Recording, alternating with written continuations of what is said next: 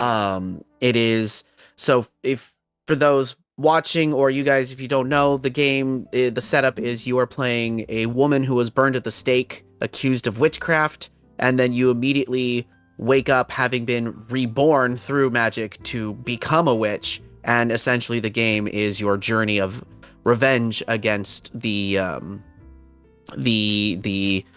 clergy who burned you at the stake, which turns out that they're only masquerading as clergy because they actually worship eldritch forces and were trying to put the blame on you to turn suspicion away from them.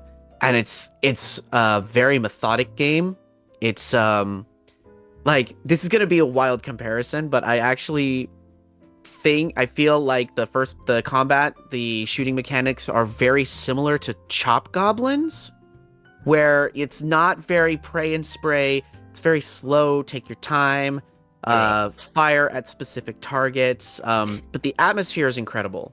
The graphics are incredible. The combat strategy in this game is surprisingly deep.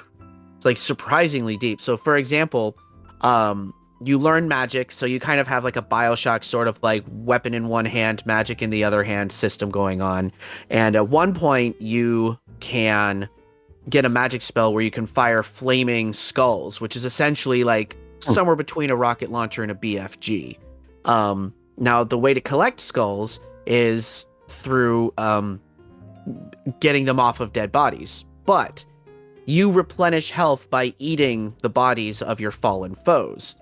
So if you want to get that, if you want to collect these skulls to have as ammunition, you can't get in any headshots because then the heads explode and then you can't get that head.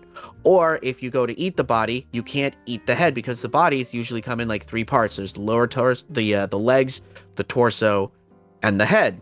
So you have that option of like, well, do I want to take the headshot because that's going to kill these guys faster and you're not exactly very tanky?